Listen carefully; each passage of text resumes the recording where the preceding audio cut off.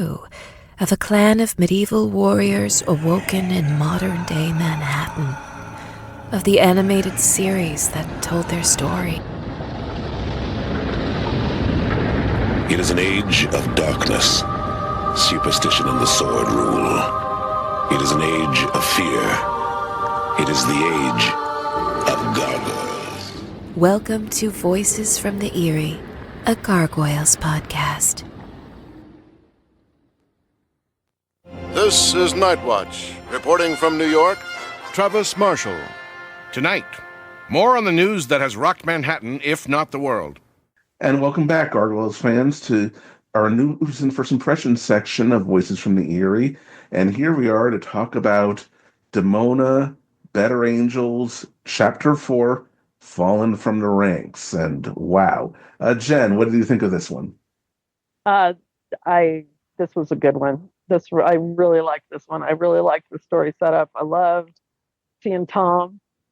I loved that it being pointed out that Demona is afraid of being alone. But I loved that so much. Yeah. It was good. I love that too. One of my first impressions, and it ties in with issue 3. We didn't go into that in issue 3 because, again, that was first impressions. But, you know, Angelica's a Brooklyn in issue 1, then she's a teen in issue 2. She's kind of doing the hero worship for Demona. In issue 3, she's an adult. She's kind of gaining a mind of her own, opinions of her own. And in this one, I believe she's more or less Hudson's age, and she may be Demona's daughter, but she's an adult right now. She's making her own decisions, and she's going to do what she thinks is right and won't do what she thinks is wrong. I appreciate it. I love watching the relationship between these two unfold over the course of this miniseries, and I have a feeling the next issue is going to be heartbreaking. Yeah. Oh, yeah. Definitely leading up to that. I love Demona sweet talking the old man. That was great. I love a reminder that she's more than capable of that. She isn't just brute force with a bazooka or a sword all the time, or a mace. She was just it was just nice. Like, she's just like, oh, look, I'm just gonna be charming. I could totally hear Marina doing that too.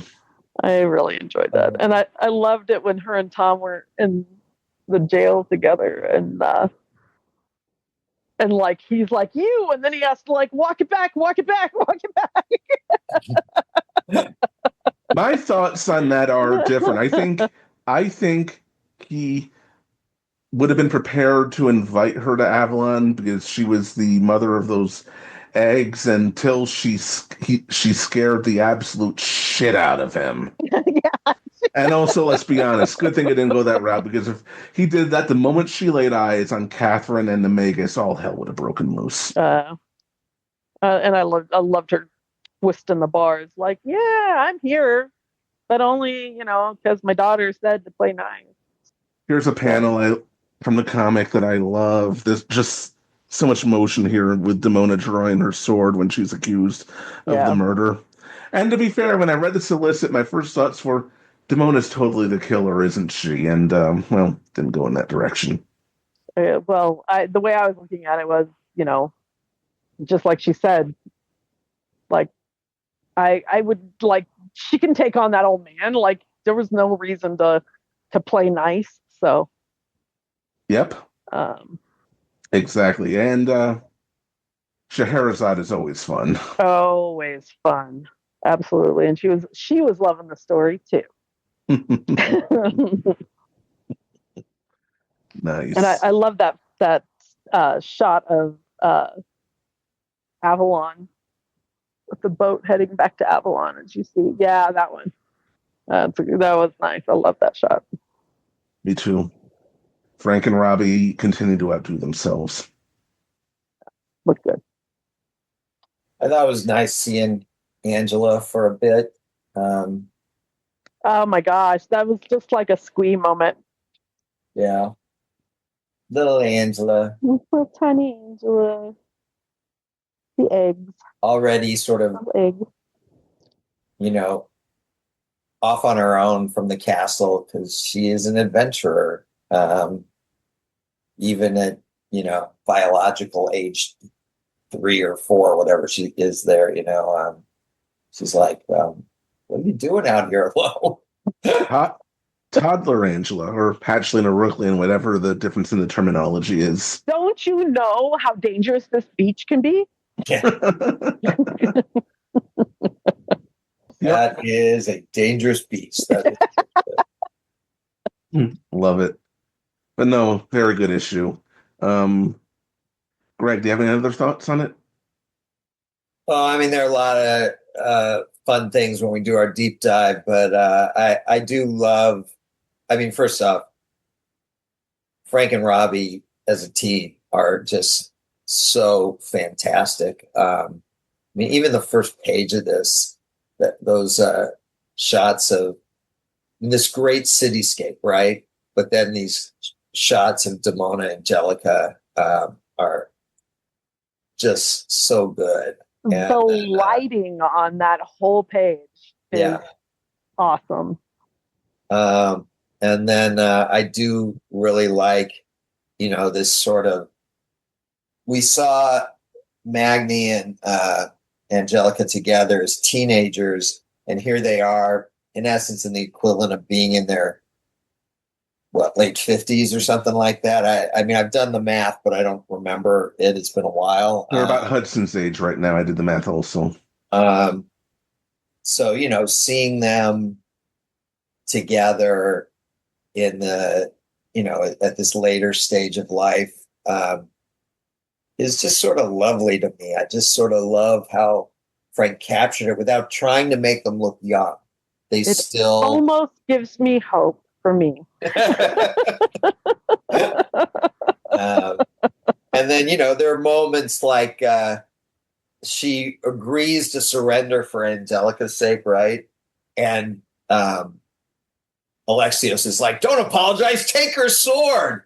So she hands over the sword like, as if I need the sword. Yeah, I love that. It's like, so that to me, just the expression Frank puts on her face when she does hand over the sword, just, that just makes me happy.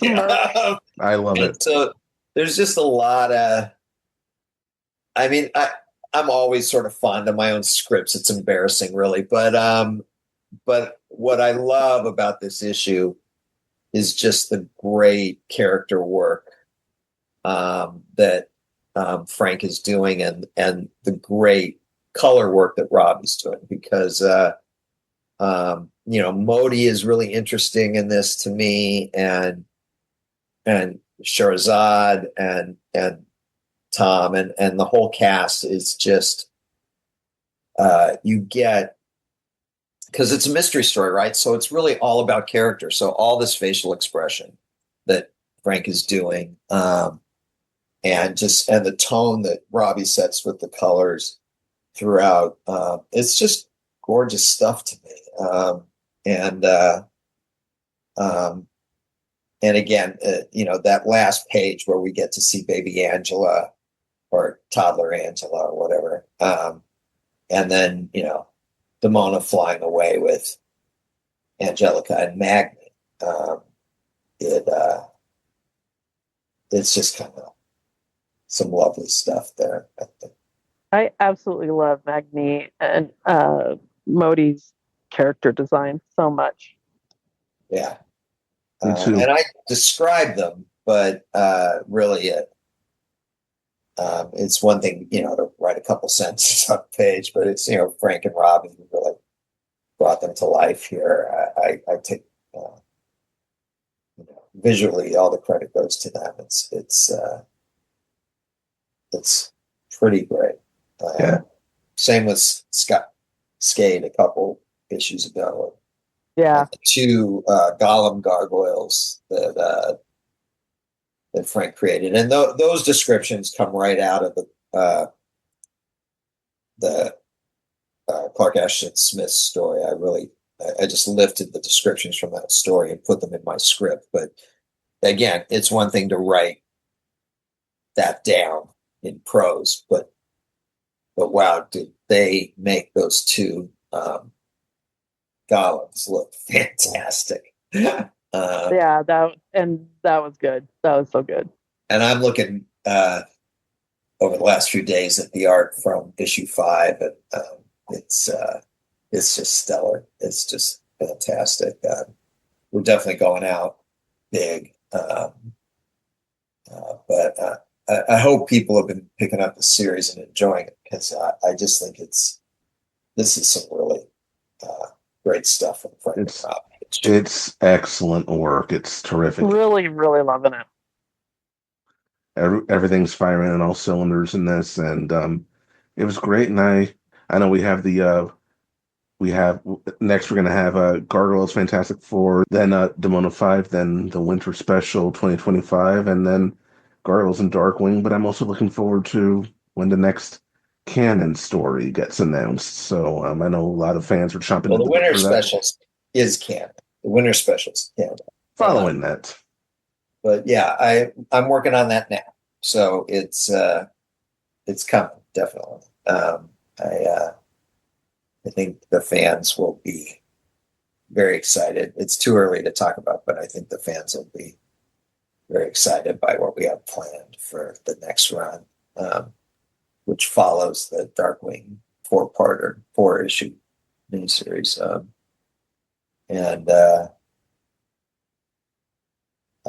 But I think in the meantime, it's not like you got nothing. There's some between Fantastic Four and the Winter Special and the end of Demona and Darkwing. There's a lot of fun stuff. Totally. To hold you over until we get to that next arc. So, all right. Well, I want to thank our fans for tuning in, and keep listening, because we've got another episode deep dive coming right up. This has been Night Watch. Sleep well. Welcome back, Gargoyles fans, to another episode of Voices from the Eyrie, a Gargoyles podcast. I'm your co-host, Greg Bashansky, and joining me is my partner in crime, my co-host, Jennifer L. Anderson. Hello, everyone. How are you today, Jen?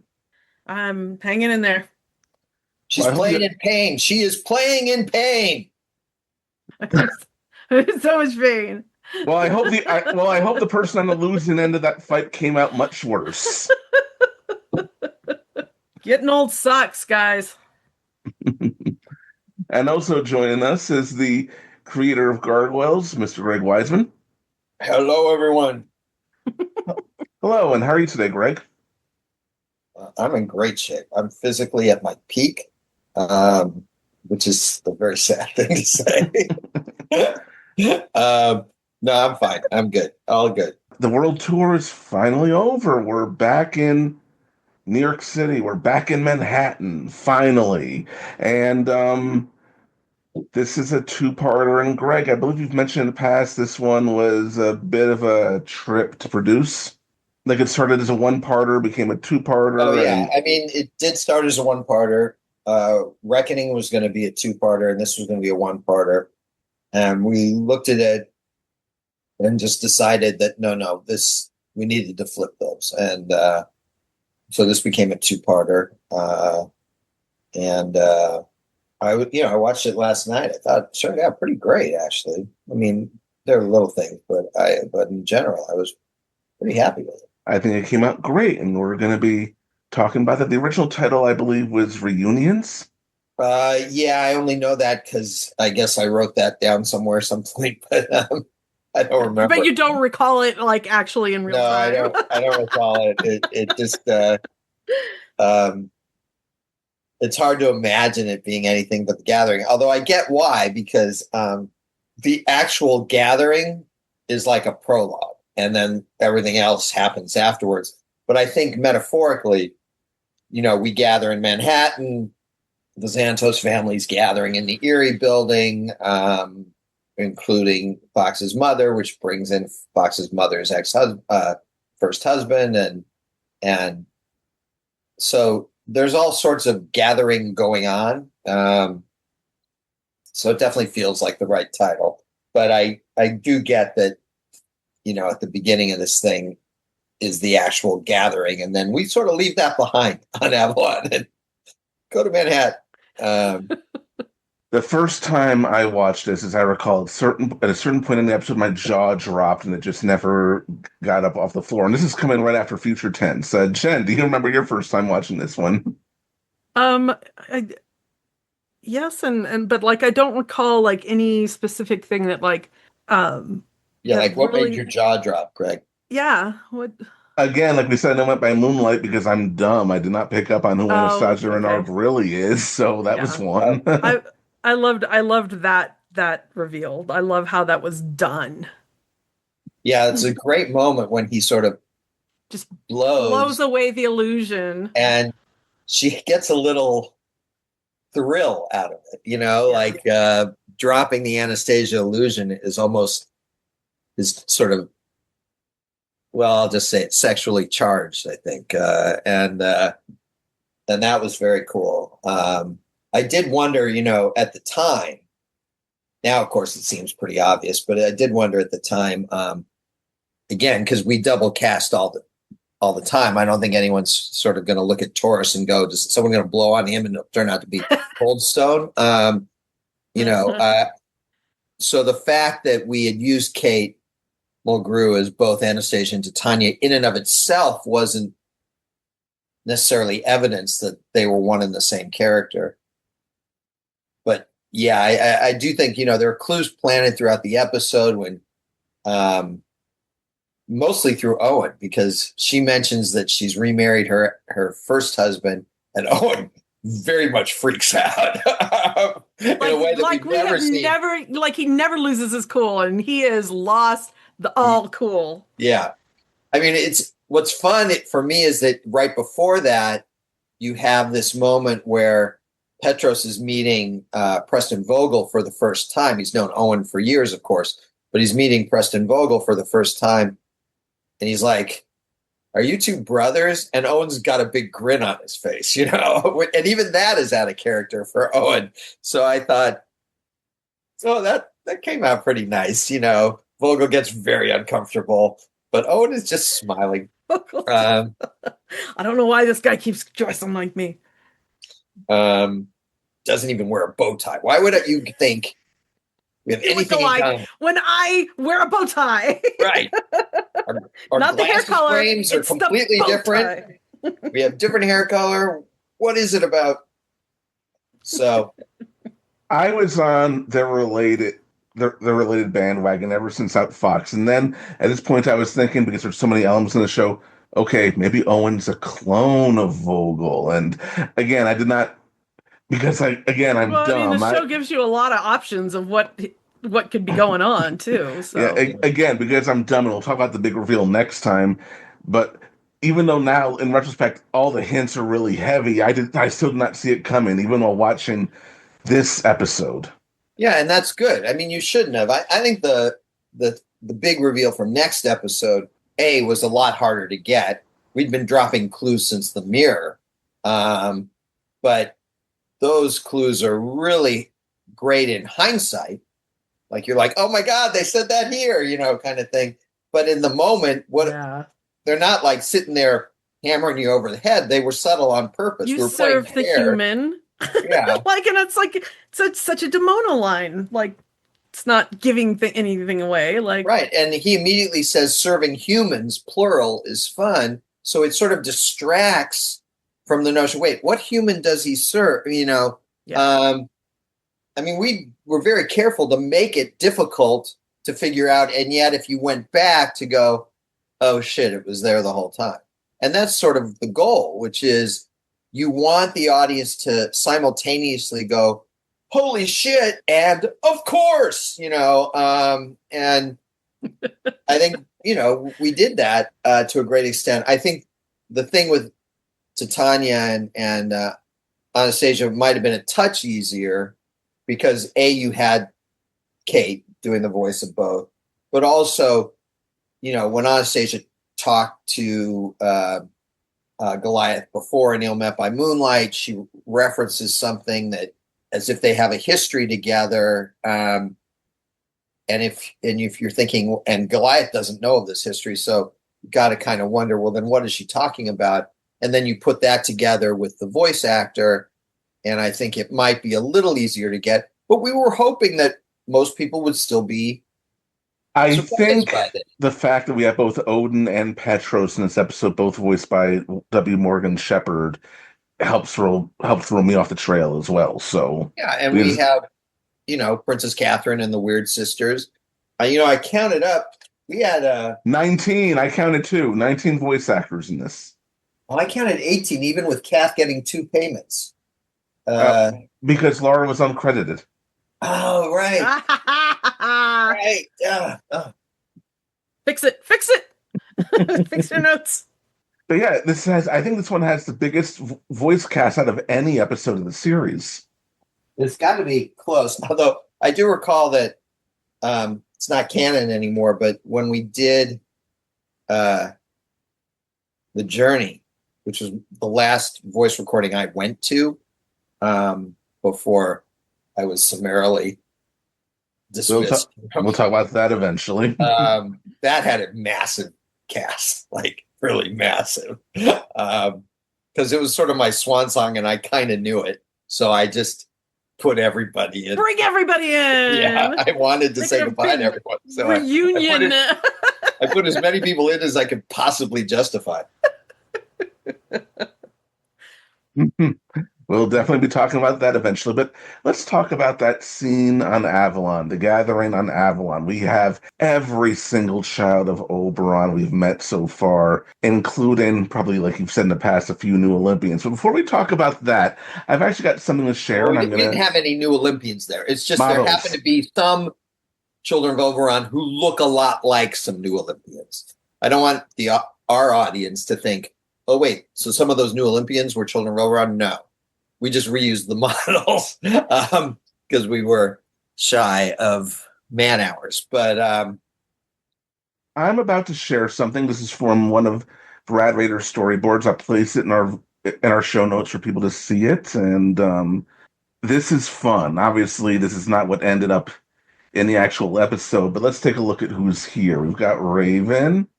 We've got Grandmother. We've got Anansi. There's Grumpy from Snow White and the Seven Dwarfs. Maleficent. That would have been great. I assume they wouldn't let us do it. That would have been so good. The 3 little mushroom people from is that Fantasia? From Fantasia? Yeah, I think so. It is. Yeah. And more. I mean, you know what? And there are characters also standing on the balconies of the mezzanine, and a Gorgon and a gargoyle. Yeah. I love that gargoyle's design.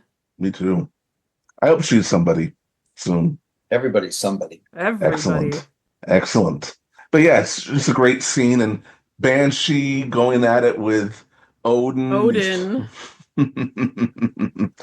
I do need to point something out. I have seen some people raise eyebrows at Odin, a god, bowing to Oberon, a quote-unquote mere fairy. Well, those are clearly people who haven't been cursed by fairies before. They're saying mere fairy. Well, and also, we never called on the show, we never called Oberon a fairy.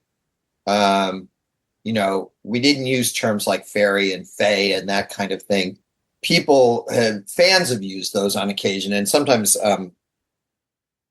for ease in like Ask Greg and stuff like that, I've used those terms. But the fact is that we were actually careful on the show not to use those kind of things because what we were saying was Oberon, Titania, those are the supreme rulers of Avalon, and it's a feudal system, and Odin is the supreme ruler of Asgard, but Asgard is subject to Avalon, and thus Odin is subject to Oberon. And when push comes to shove, Oberon's more powerful.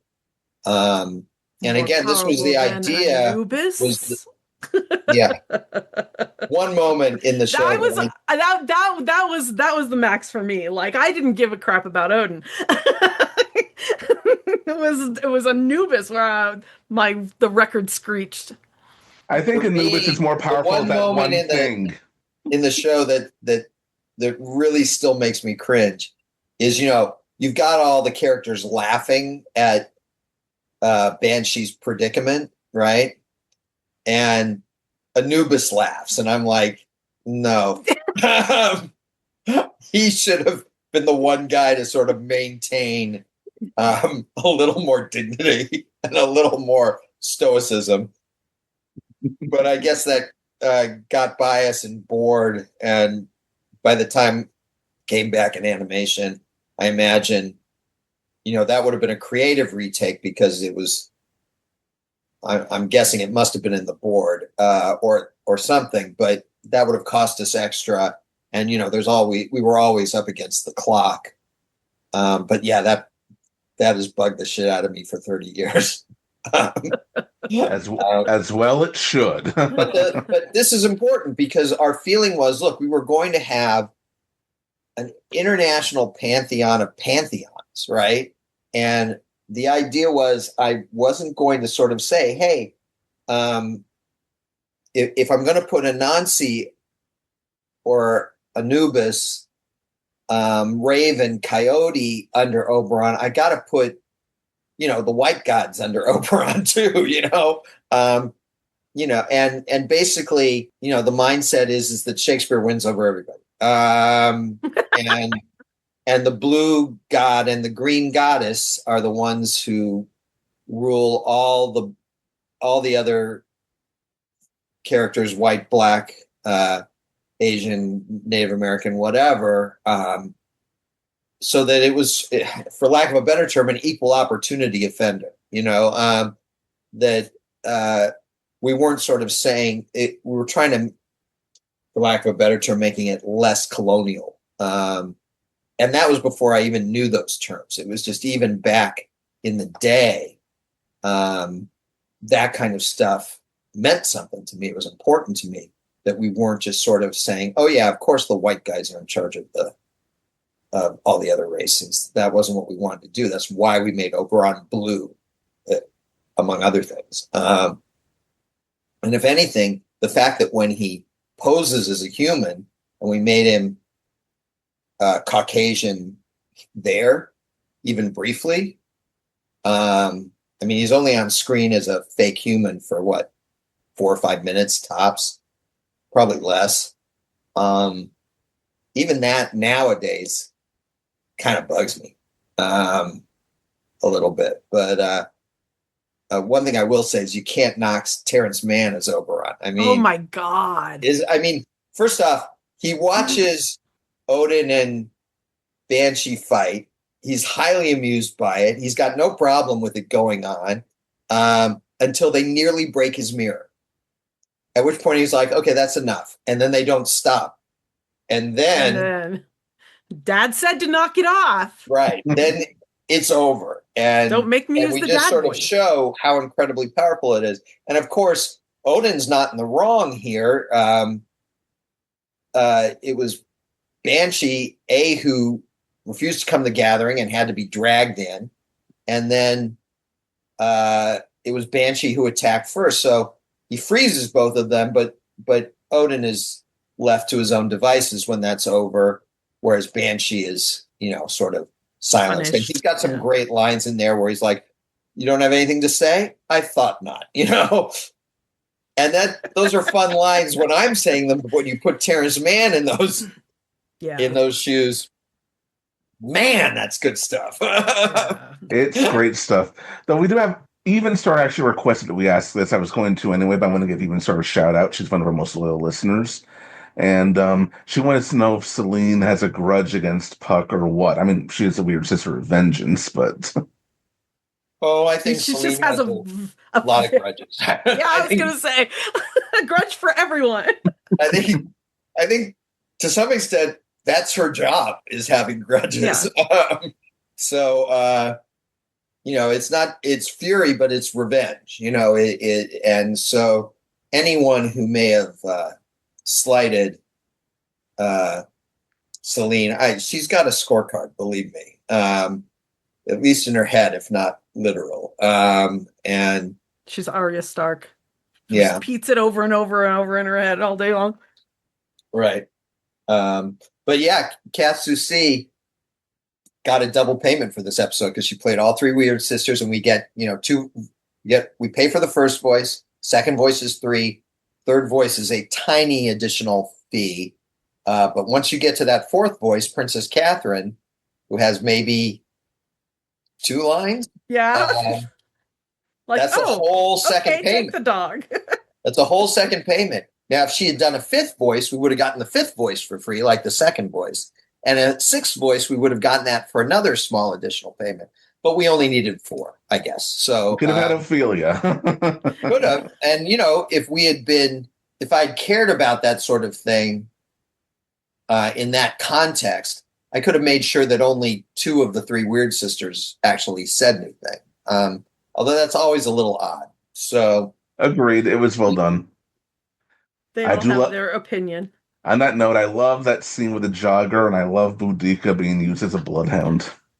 First of all, Boudica is just awesome. Just awesome. And I just love that character design so much.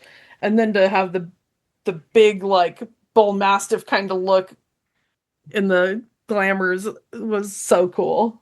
Yeah. I think that the episode does a good job at the beginning of sort of setting up what we established, at least verbally, at the end of Ilmet, which is the gargoyles are now the honor guard of Avalon.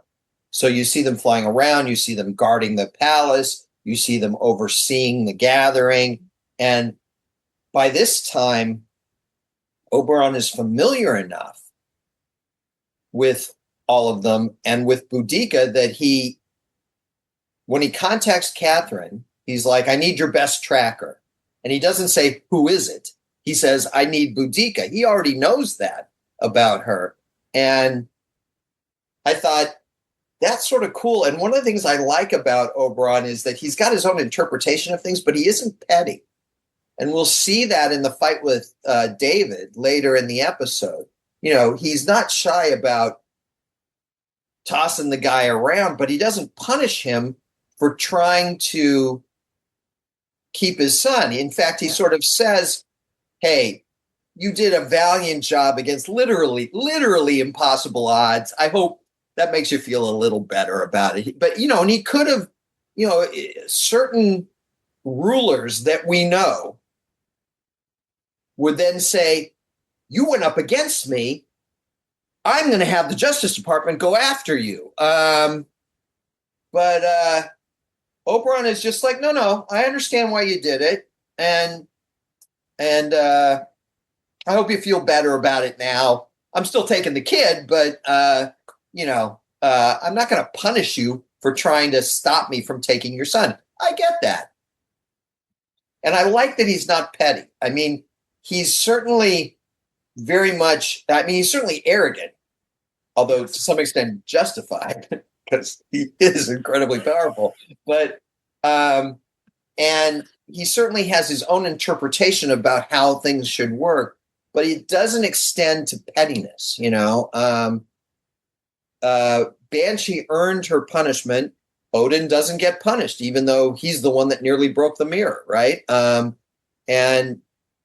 But that wasn't his fault, so he's letting it go. He's not petty about it, but he can toss out a petty line of dialogue on occasion.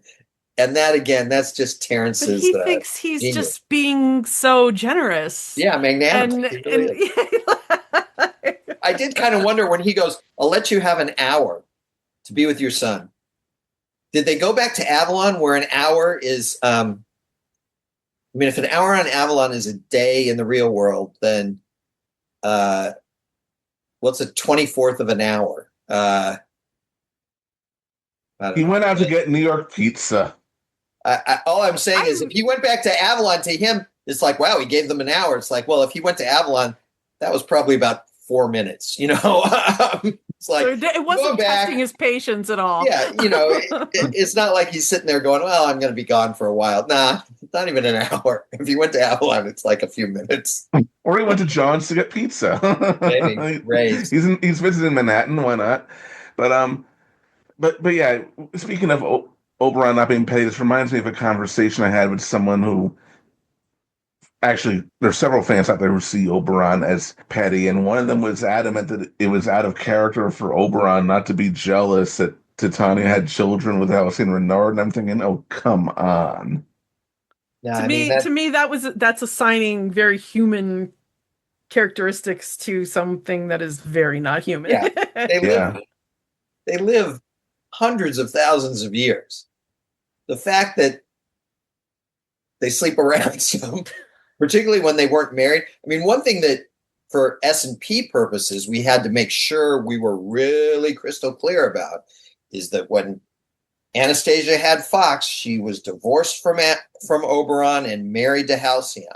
And that now she's divorced from Halcyon and remarried to Oberon. And for S&P purposes, we had to make that very clear. But my thought on the whole thing is that the fact that she had relationships with other people, particularly when they were broken up, that doesn't bother him. And why would it? Because among other things, what's good for the goose is good for the gander. Exactly. But they have in my canon, they have kids in wedlock, the two of them, Oberon and Titania, and they each have kids outside their marriage. That's kind of the fun of it. So hopefully we'll meet some of them soon. Someday. Something I don't like. I love this episode. I love almost everything in it, but that granny gown that Fox has on is even worse than the outfit she would absolutely love to burn that to the ground. You want to talk about something that was worse than her, like, maternity shirt? Yeah, it's horrible. But my again, internal canon on that is that generally speaking, Fox and Xanatos sleep on Natural, so she doesn't have any nightgowns. And so since her parents and his dad are coming in, she's got to put something on.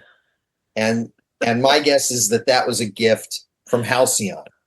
And so, all right, what the hell? That makes sense. I'll put that on.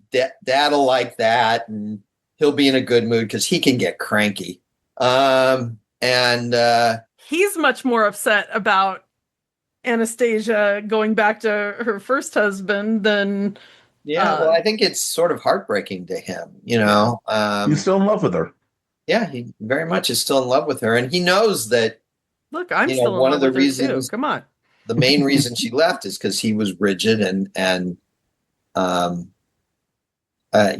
think there's a nice sort of arc to their relationship once you include the comics and his eventual death and their last moments together is sweet. I think he had a fear that, particularly once it was revealed who she really was, that she never felt anything for him, and that just wasn't true. She was truly in love with him, but it just, when you're immortal, you need constant stimulus. So if he is rigid and aging, and aging and all this stuff, at some point she's got to kind of her eyes are going to wander. And one of the things that we talked about, Michael and Bran and Gary and Carrie and I and Frank to some extent, certainly Jamie and I talked about it too, is we wanted to sort of think about what being an immortal would mean to a character, and how it affects different characters different ways. And we played that out with Macbeth and with Demona as well. But now you're talking about characters who have been around since long before Demona and Macbeth were even born. How do they deal with that? It's a fantasy thing because most of us are not immortal, but still, I think it reflects how, it's a metaphor for long life and all that sort of thing, and what that means to us. So I it's an interesting sort of problem as a writer to sort of be presented with. But yeah, it's not a great nightgown, but I found a way to justify it in my head. So Why not? There's something else I need to point out. There's a part of me that thinks, oh, we shouldn't go there. We shouldn't go there. But I think we will. We're talking about the whole confrontation with Fox, and with the whole reveal is terrific. With where Fox finds out what her heritage is, her baby's heritage, and although there are people who use the Fox crying moments to justify how she was behaving in a certain episode of the Here's Goliath. the thing. You know what would have thrilled me is if Xanatos started crying too. If David and Fox were both crying, I would have been a happy camper. yeah, I think, she's only just given birth. So Yeah. you got to cut her a little slack. Hormones going on there. She might be a little emotional. She also found out that her mother is not who she thought she was her entire life. There's a lot going on. Yeah. I mean, it's not the same as some non-canon story where her son gets kidnapped by some dumbass, corrupt mayoral candidate, but enough about Andrew Cuomo and... That's so bad. But yeah, there's a lot going on there. But, I just love that whole sequence, the family gathering, and the kid is, I mean, we know that kid's going to have a lot going on as an adult, as Zara pointed out when we talked about future tense, but that name, Alexander Fox Xanatos, and we can talk about it now. I always found it very telling that Xanatos and Fox named their son Alexander, and Thalog named himself Alexander. Yeah, that was another discussion because they're like, why are we doing this twice? And I'm like, because Thalog's mindset is very similar to David's because it was programmed to have that mindset. And they're like, but isn't that going to confuse people when we've got characters with the same name? And I'm like, I don't think anyone's going to confuse Thalog with Alex. And to me, I mean, I don't do that casually, but to me, it's a fact of life that there are two Gregs on this one podcast. 2 out of 3 humans on this podcast are named Greg. And so that happens. And sometimes you can have some fun with that. But B, I think those kind of parallels can be really interesting. So, Peter Maza and Petros Xanatos, those are things that I think are kind of fun. And so, yeah, let's go for that on occasion. I do think, I love Travis Marshall's line, 20 years, this could be New York's most eligible bachelor. And then I heard that, and then I thought about what Zara said last week. And I'm like, well, I guess that's true. Right after he reminded the audience that Xanatos and Fox are both ex-convicts. Yeah. Right. Yeah. Well, that's what I like is a reporter who actually, isn't afraid to tell the truth, I hope he's still working today in 2025. Those days. Yeah. It just becomes that was always, and Michael, I really give Michael Reeves credit for creating Travis. And that was the idea. We'd seen in cartoons a lot of, reporters who were sort of new school. And we were like, no, let's get an older guy who's really old school journalist in there. On the streets, Walter Cronkite kind of thing going on. A very Ted Koppel yeah. kind of feel to it. Who's willing to say the tough things, ask the tough questions, hold people's, hands to the fire, so to speak. So we always sort of strove to, and I still do in the comics, to sort of make Travis, when he shows up, cut through it all and say what everyone's, I like to think that in the early 2000s, Travis would be an occasional guest on The Daily Show with Jon Stewart. I like to think that. They both cut through the bullshit. But no, I love that moment. That's not going to happen because Jon Stewart's The Daily Show isn't public domain, but I'm only allowed to use public domain stuff. But I'm fine that it's your headcanon. Excellent. All right. We have another gathering going on, a gathering at a clock tower. Checking in with the Manhattan Clan, the full Manhattan Clan. I do like that moment where they're watching the news, and Brooklyn is, of course, true. That baby's going to be big trouble. But I like that we get the return of Goliath, Elisa, Angela, and Bronx from the trio and Hudson's point of view, not Goliath and Elisa's point of view. Jen, what do you think of that choice? No, I think that's how it had to happen. Like, we knew they were going. We know that they're going to be there. So I mean, and it's very clearly Bronx, the shadow on them when he first walks in. But how long has Goliath and Elise been gone now? Like, it's been quite a while. So 6-7 months, I think. yeah, so they've just having them stand in the shadow of Bronx again made me happy. And then for them to, when they realize who it is that they're looking at, really good moment. You know what I really love is that Hudson doesn't even blink at this is Goliath's daughter, where Goliath made such a stink about the whole clan raised the children, and but Hudson just takes it. I've said it before and I'll say it again. I like to think that if Hudson had been on that trip with them, he would have pulled Goliath aside and given him a light smack for saying you're not being a father of any kind right now. Yeah, I mean, Hudson is old school gargoyle, and so of course that's his daughter. It's not like he's sitting there going, "Oh, I see the resemblance." It's not. No, you don't. Anything to do with biologics. He doesn't get all worked up. It's just like that's your daughter, and all of our children, the children are still on the island. Yeah, from Hudson's point of view, and we didn't emphasize this enough, I don't think, frankly. But Goliath, Broadway, Lexington, Brooklyn, those are all his sons, and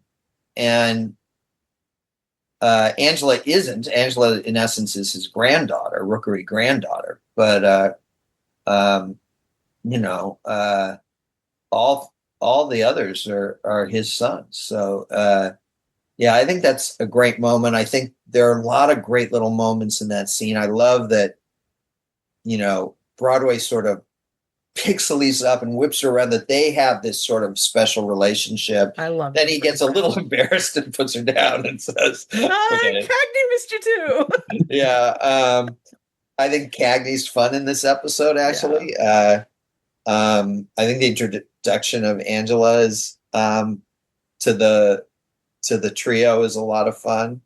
Another thing that warmed my heart was them realizing that they're not the only gargoyles left. Right. Hudson's line is beautiful. The way that Ed Asner performed it.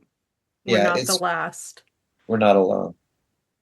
It's gorgeous. Now it's a little undercut, and we couldn't avoid this because we'd shown Griff already, and Griff must have at minimum told them a little the bit. London clan. Yeah. So, and on one level, it would have been an even cooler moment if Hudson and the trio didn't even know about the London clan. But even with that, I still think it's it still works pretty well, and obviously, Ed took that line and just my gosh, breaks. Just it's a wonderful moment.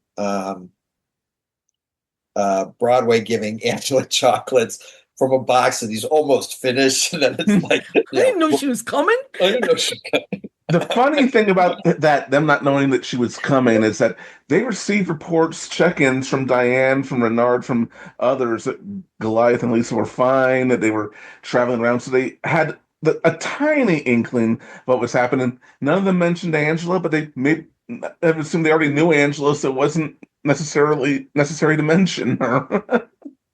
Yeah, I think it's ambiguous whether or not they knew she existed or not before that. But I don't necessarily think they might have known she existed, but didn't know she was going to be coming to Manhattan with them. Right, exactly. And so, yeah, it's just a great scene. all the way around. And then there's this moment that Goliath has, which I kind of love in that scene, where he goes, Avalon has released us. And I'm like, has it? You're so wrong. You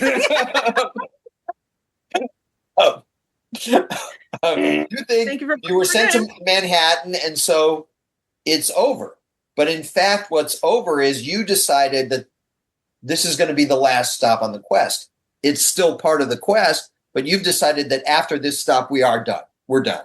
And I imagine that with Hade and Turquesa in the comics, when they finally got back to Guatemala, they're thinking, okay, it's done. We're home. And it's done in the sense that they're not going to get back on that skiff. And the skiff kind of knows it, so the skiff sinks away, right? Which we saw with King Arthur back in Pendragon. But that doesn't mean it's over. It means there's some adventure in Guatemala that Hade and Turquesa had to be there for. We haven't shown that yet, but that's something to keep in mind, that Avalon didn't send them to Manhattan because, okay, you're done. Avalon sent them to Manhattan because something was going down in Manhattan that they needed to handle.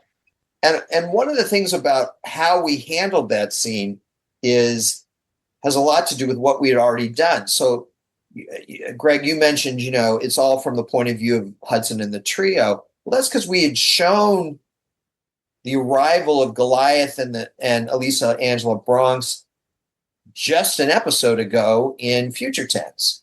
And yeah, then immediately all the shit hits the fan in Future Tense and you're getting bombarded by all this crazy stuff.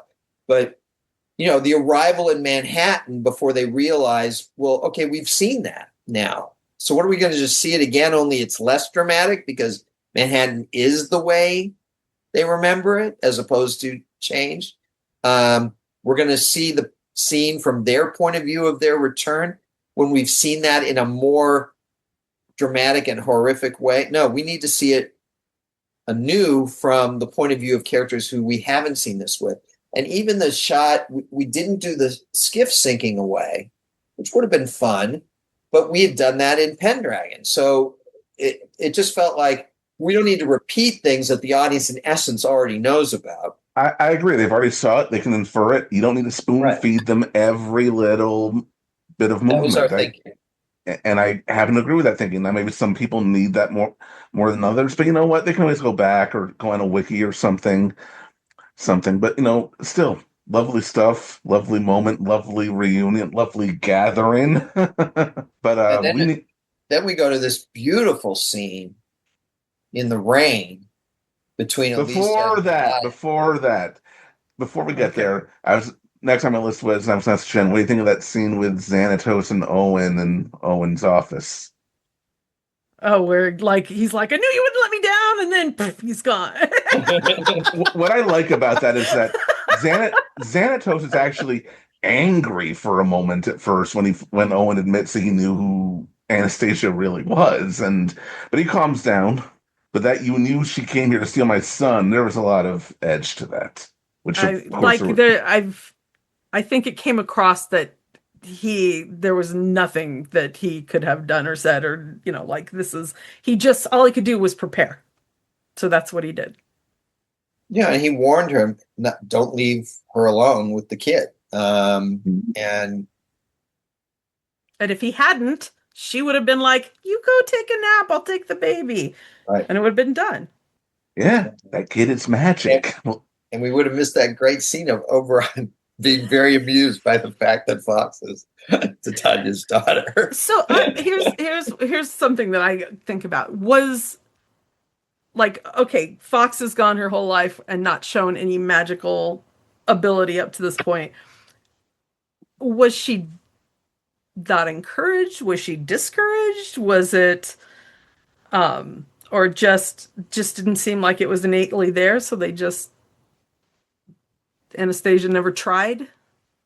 I think that Anastasia didn't want to complicate Fox's life. So if she had ever shown any magic, then she would have revealed it. But if the truth was she was just a human, then why complicate her life with all this stuff? Why make her feel bad for not having magical powers?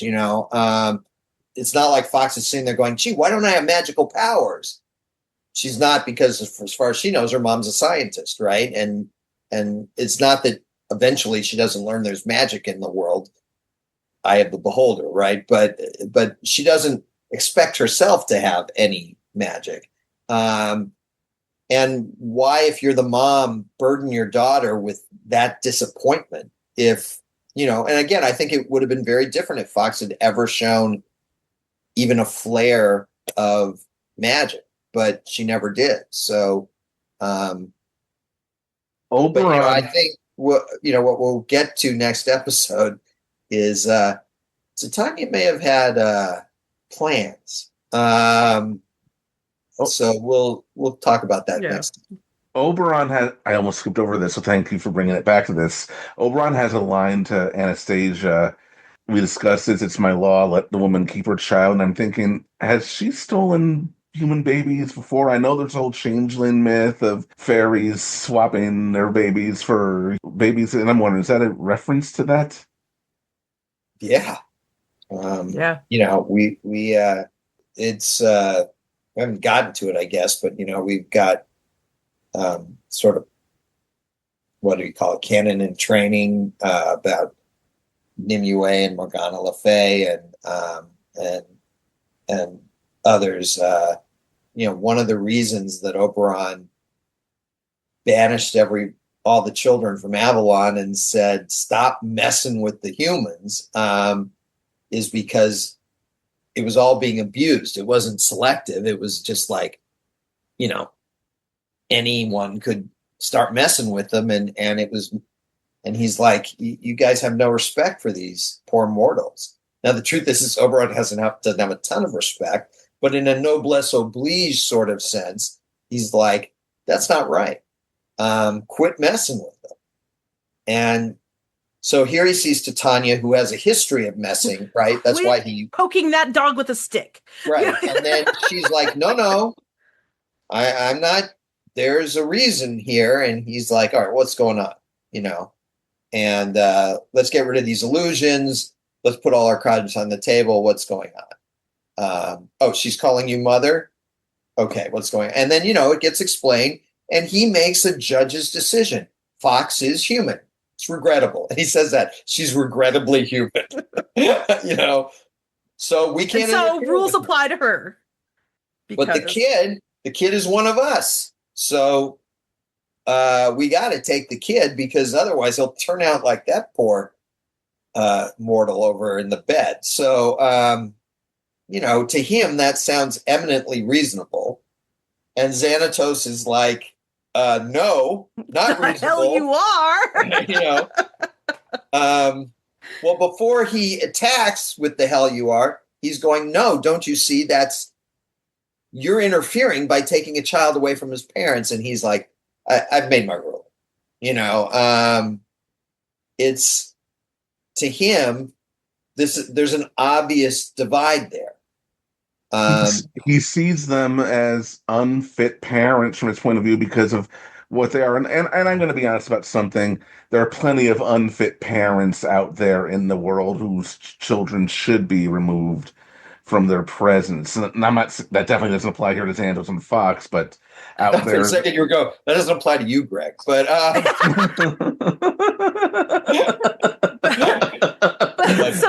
I understand I get what you're saying, though, that they belong in this child belongs in a better home. Like, you're not going to be able to nurture this child as a human child. Like, right. Yeah. What's funny is this goes back to a story I think I told about Gary Kreisel, where he's like, you can't give the baby you can't have Xanatos and Fox have a baby. They're the villains. We can't have villains raising a kid, but we can't take the kid away. No, don't do that, And when Frank and I are like, we already did it. And of course, we not only already did it, but we did this plot line where someone tries to take the kid away from the two villains, and the audience's sympathy is totally with the two villains. No one is watching the show going, yeah, I really do think Oberon should take the kid. Nope. They're going, no, this kid belongs with one of our two main villains in the series and his evil wife from the pack. Ironically, I think back to the Edge where Lisa says she wouldn't want Xanatos' karma. I think this is a big hit of karma right here. That's a good point. All right. That scene with Goliath and Elisa in the balcony of Elisa's loft. Jen, what do you think of that scene? We are what we are. Breaks my heart. Yeah. Absolutely breaks my heart. She shushes at first. Yeah. He's starting to say. He's trying to say it. And she can't even let him say it because it hurts too much. And she can't see a way through. Not then. Not yet. She loves him with all her heart. And he loves her. And they know that about each other. Yeah. And she can't deal. And so, again, I think we've talked about this before back on the Mirror, but I think she recognized her feelings for Goliath way before he did. But upon him recognizing it, I think he was way more willing to own up to those feelings, and she couldn't deal. And it's not like it's not complicated for him too. A human, she doesn't even have a tail. But he's past that. Can't do the dirty tail trick without a tail. Some of our audience won't know what that refers to, but I think they can figure it out. But in any event, she isn't ready. She can't deal with that. And so she actually shushes him and says, "We are what we are." And it's heartbreaking. It hurt. And there's definitely a moment in there because she's crying, but it's raining. And I know that we ripped that off from Jesus, my brain. Tears in the Rain. Rutger Hauer says it at the end of Blade Runner. Blade Runner, yeah. Rip off. Let's say homage. Is a nicer way to put it. Homage. But I mean, Clasia. It's a lovely moment when you see that tear run down her face, but the rain is also hitting her face, and it's like, wait a minute, is she crying or is that? No, she's crying. She can't deal with the ramifications of them being in love, but it is breaking her heart, and she's crying. And she then sends him home.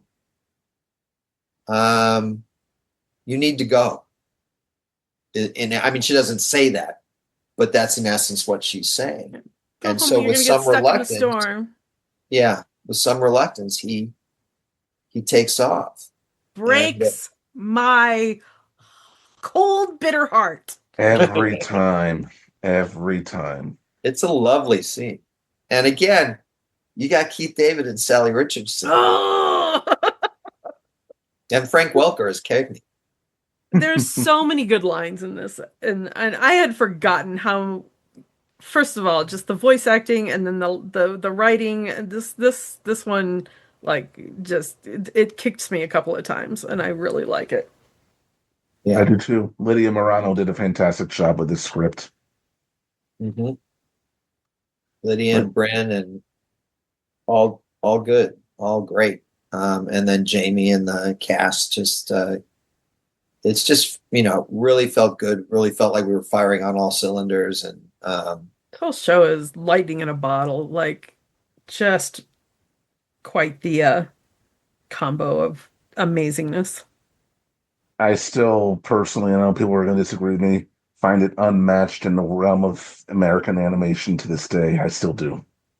I can't. I like watching it again now, and I haven't watched it in years. It holds up so freaking well. Mm-hmm.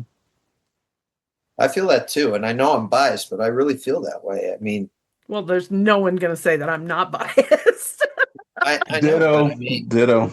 But I just to the point where I recommend it to my coworkers' kids, because it's still relevant. Yeah. Mm-hmm.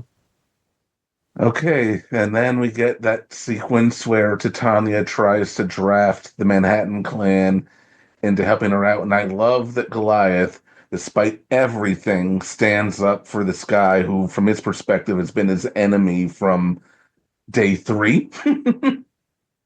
Yeah. Yeah, I mean, I think that it's an interesting scene. I think it's particularly interesting scene in hindsight to talk about after we've watched the next episode. But on the surface, it's just like, hey, there's going to be trouble. I want you to help make sure that it all goes smoothly because I don't want Fox hurt. And it all sounds very reasonable. But what she's doing is alerting Goliath to something that he otherwise would not have known about and would not have gotten involved at all. And so why does she do that exactly? But yeah, it is great that, there's a lot of talk in this show intentionally about integrity. Obviously in Outfoxed and any episode with Halcyon in it.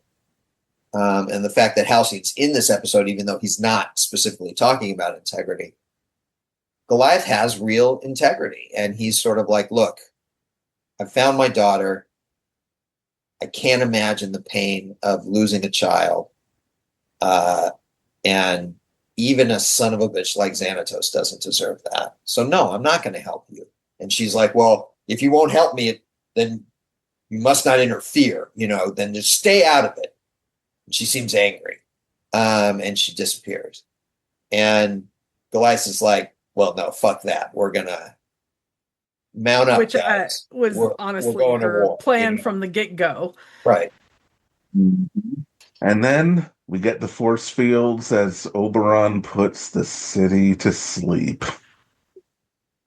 I love the shot where Morgan comes in and you see the rain bouncing off of Morgan, but not Oberon. Yeah. Isn't that great? Yeah. That is so well done. So well done. Were you in that car? Sir, you might have a concussion. And then even just, it's so easy to take a line like sleep repeated 3 times or 4 and to be boring. Make it be corny. Yeah, right. No. But Terrence, man. Terrence, fucking man. That is I'm telling you, that is a hard line to pull off and not make it sound goofy or silly or corny or cliche. But I was watching it last night. I'm like, holy shit. And I know, the line, not the very first iteration of it, but the last few, those are enhanced by our sound people, and I get it. But it's the acting that does it. Yeah.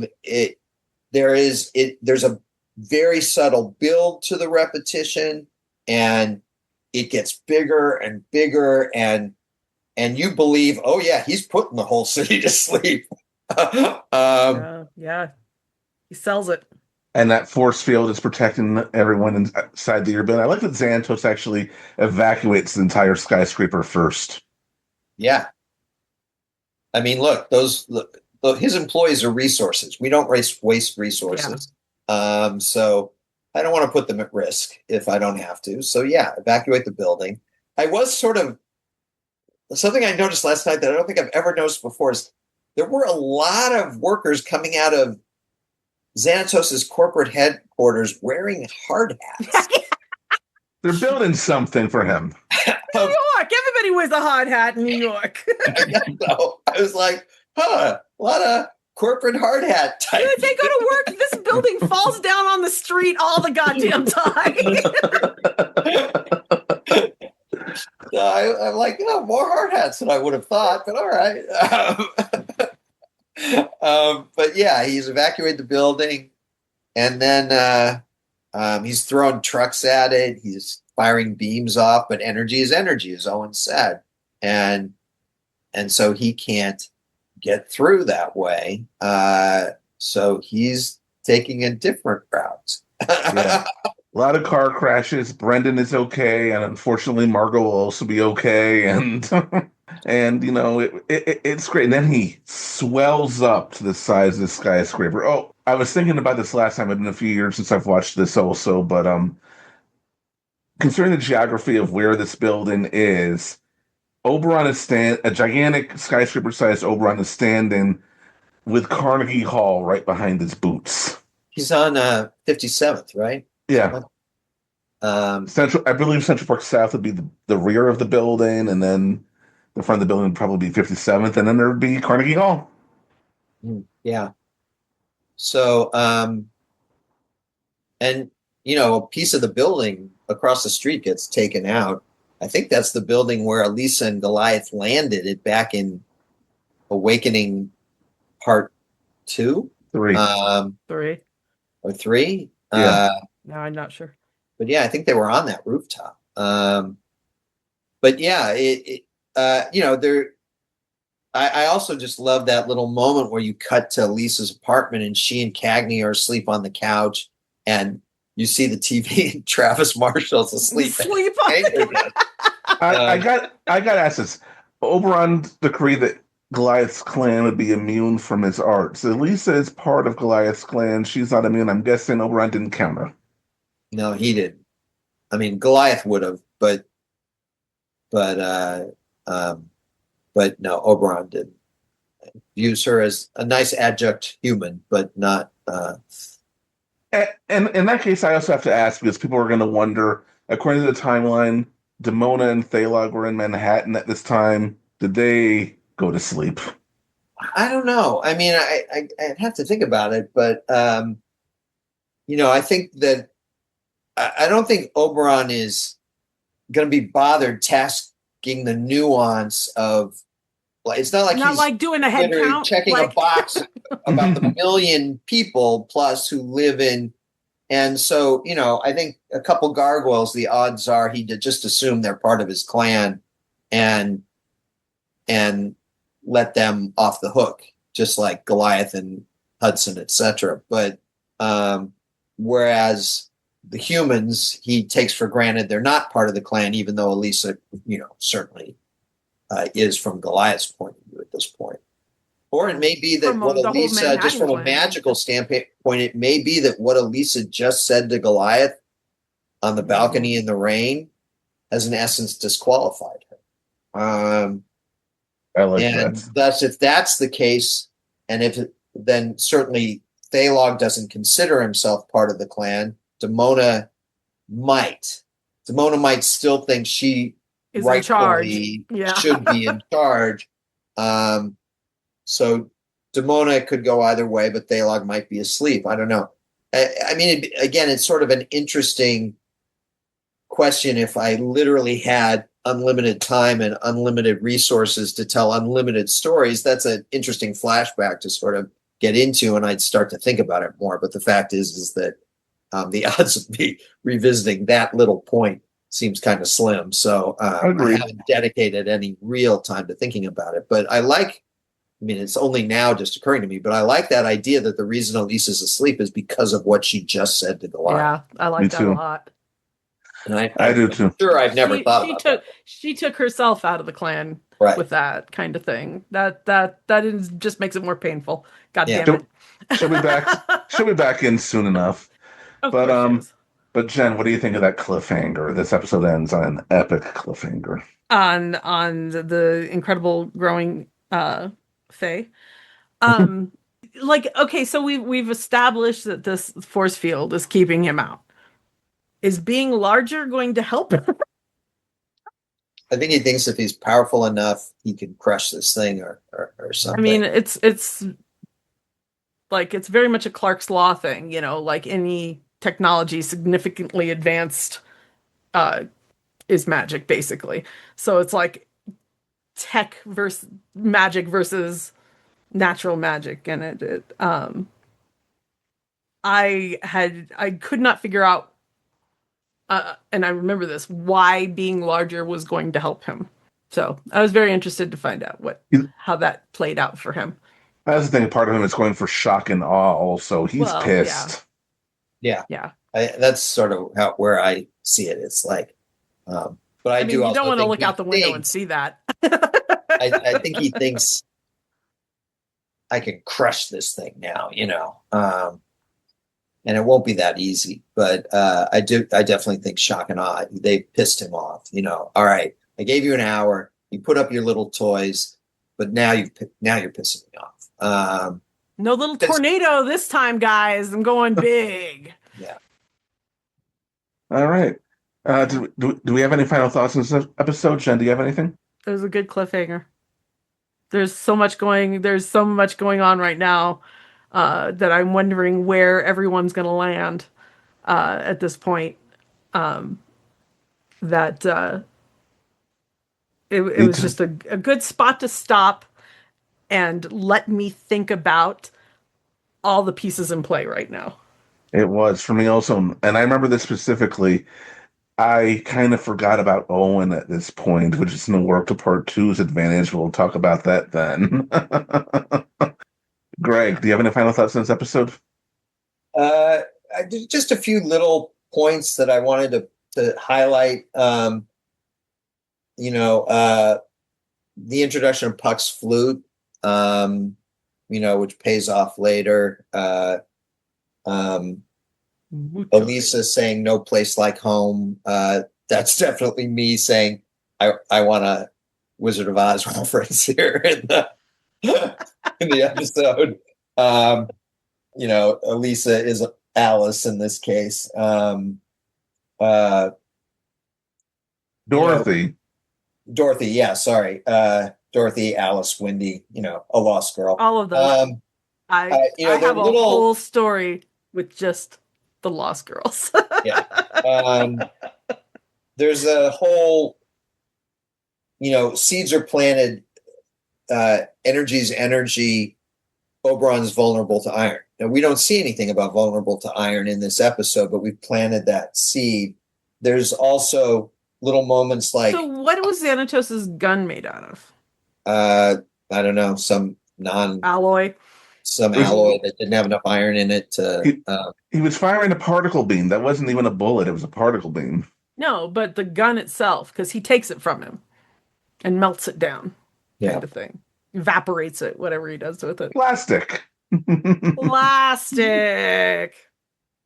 But there's these little hints throughout, like when Anastasia takes the baby, before Oberon's shown up, before there's any reveal of who she is, she says, "My little prince." She calls him little prince. And of course, grandparents calling their grandson a little prince. That's not unusual, but it was a little, that I think was probably a Lydia line or a Bryn. Bryn, yeah.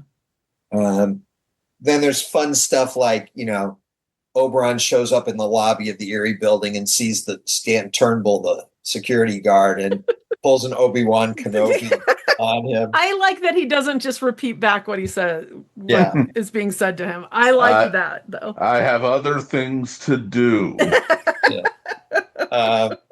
And it always sort of struck me that okay, before the gathering, Oberon's been, hanging out around planet Earth, and at some point maybe he got curious about why all these people are so excited about a movie. So he went to see Star Wars, and in it he thought he saw Obi-Wan, and he thought, oh, clearly that's a tribute to me. Obi-Wan, of course, Oberon, of course it is. And that's kind of fun what he did there. I can do that. That's easy. Easy trick. So that's what I like. Pull a rabbit out of my hat. And I like that when he gets up to the castle level of the Eyrie building, he looks around and he sees, this medieval castle with all these modern accoutrements, and he's like, a pleasant conceit, He's not thinking about, oh, they took a castle from across the ocean and put. It's like, yeah, I like how they decorated the place. So there, to me, there are a lot of lovely touches. Even the way once Anastasia is revealed as Titania, and this is a boarding thing. I think it's just sort of the way Anastasia tells the story. It's not like on a screen. It's not like we do actual flashbacks where we flash. She creates a tableau, and we get to see young her with young Halcyon before he got sick. What a stud! And we got to see her pregnant and them wearing wedding rings, and there was just I just think it's again sort of lovely the thought that went into how do we present this flashback, because we could have just cut to a flashback, Her shots of narrating it or as it like is appearing behind her, and right, the whole background changes and sort of waves, and so there's a lot of, I think, really nice work from the whole Gargoyles crew in this episode, from animators to storyboard artists to design work and everything. So I just wanted to flag some of that stuff because it's good stuff. Yeah, very good stuff. All right. This is coming out on November 14th. Do you have anything you want to promote? I always do. So, Jen, do you have anything? I don't have anything. All right. Well, by this time, you should definitely have Fantastic Four Gargoyles from Marvel Comics and Gargoyles Fantastic Four from Dynamite Comics. You should have at least 4 issues of Gargoyles Demona, and the 5th issue should be coming out in early December, I think. In theory. In theory. And then I just saw Robbie's colors. I haven't seen the lettering yet, but I just saw Robbie's colors on finished colors on the book over Frank's finished inks, and wow. I await it with bated breath. It's Frank is so tired. Frank is tired. Yeah, Frank is so tired. He's like, that's the hardest thing I've ever done. Yeah, he posted that on Facebook. The design of Blaze Renard from issue 3. I said to Frank, go look at this one design of Healthy Halcyon from this episode. And I said, make Blaze, make him time appropriate for medieval France, but make Blaze look as much like Halcyon when he was As young you and healthy can. as you can. And I think that comes off. But yeah, Frank is very tired, but he's done phenomenal work all the way through the end of issue 5. It's been a fun. Beautiful. And Robbie's done incredible work. So well thought out. I've always loved Robbie's stuff, and like he's really just brought his A game. Yeah, always. And so yeah, This you're really going to sets the want scene to and the pre-order tone. Demona 5. And then we're also working on the winter special for December, so pre-order that. And then coming in January, Gargoyles Darkwing Duck. Yes. It's going to be some wacky. When there's fun. trouble, you call DW. Right. Let's get dangerous. And I'm going to promote something myself. I'm going to promote the Garg Wiki. The main page has had a recent facelift thanks to one of our users, Phoenician. The main picture, which used to be just Lexington, changes every time you click on the page.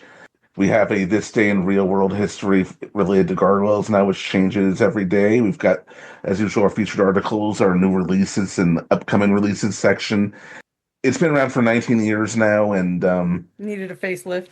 yeah, it needed a facelift. It was getting up in years, so Shine. nowhere near as graceful or good looking as you, Jen. But hopefully we've prettied her up. Me, mommy. Whatever. God. Wheels are falling off the bus over here. All right, but so as usual, Jen, I want to thank you for everything you do. And Greg, thank you for everything. And to our audience, thank you for listening. And join us next time for The Gathering Part 2. And please don't ask us if Greg's going to reveal what Titania whispered to Fox. Please just don't ask. We've given up. We'll have a conversation. You're smart, you'll give up too. But we'll definitely talk about it next time. Thank you for listening to Voices from the Eyrie, a Gargoyles podcast, powered by the Spidey Dude Radio Network, located at spidey-dude.com. If you like this show, then please listen to Spectacular Radio, based on the Spectacular Spider-Man animated series, which features some familiar voices. You can also find these great podcasts: Clone Saga Chronicles, Make Mine Mayday, Amazing Spider-Man Classics, the Sal Buscema Podcast, and Books of X. All of this and more on the Spidey Dude Radio Network. And please follow us on Twitter at From Eyrie. That's From EYRIE. And join us on Patreon at patreon.com/SpideyDude Network for more exclusive content. Thank you.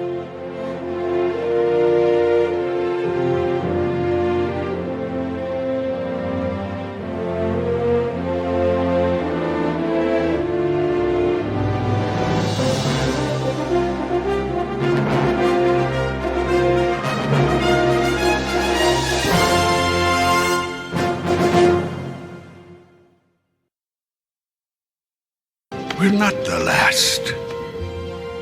We're not alone.